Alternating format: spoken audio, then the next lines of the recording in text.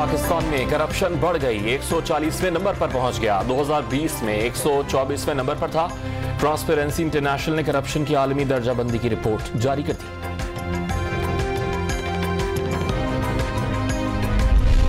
Corruption क्यों बढ़ी, हुकूमत जवाब दे। अब सिर्फ 40 मुल्क बाकी हैं। इमरान खान जब जाएंगे तो पाकिस्तान 180वें नंबर पर होगा।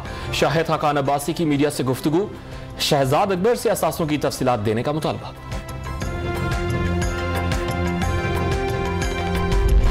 वफाकी काबीना का इजलास आज होगा। 14 निकाती एजेंडे पर गौर किया जाएगा। बिजली और गैस के नए मीटर्स के इजरा में हायल रुकावटों से मुतालिक कमेटी रिपोर्ट पेश करेगी।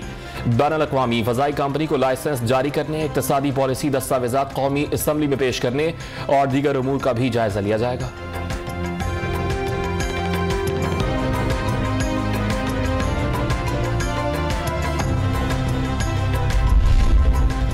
पीडीएम का सरबराही इजलास आज इस्लामाबाद में मौलाना फजल रहमान की ज़ेर सदारत होगा। पार्लियामेंट के अंदर और बाहर अपोजिशन की तहरीक और सियासी हिकमत अमली पर गौर होगा।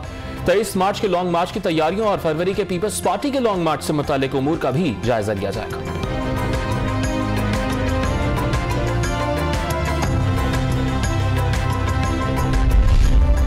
लीगी रहनुमा मरियम औरंगजेब ने अखलाकी पस्ती का मुजाहरा करके हर पाकिस्तानी की दिल आजारी की। नाज़ेबा अल्फाज पर उन्हें कौम से माफी मांगनी चाहिए।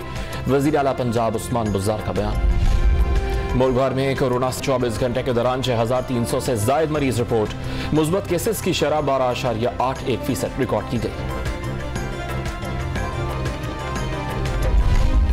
इंग्लैंड और रियल मैड्रिड के मशहूर फुटबॉलर माइकल ओवन 3 रोजा दौरे पर पाकिस्तान पहुंच गए। कराची में NED फुटबॉल ग्राउंड का संगे बुनियाद रखेंगे। लियारी का भी दौरा करेंगे।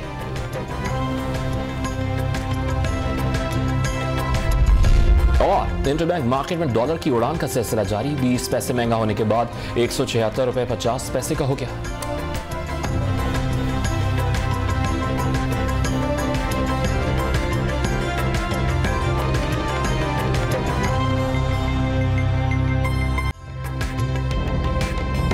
ताज़ा तरीन वीडियोस के लिए हमारा YouTube चैनल सब्सक्राइब करके बेल आइकन प्रेस करिए ताकि आपको मिले हर अपडेट सबसे पहले।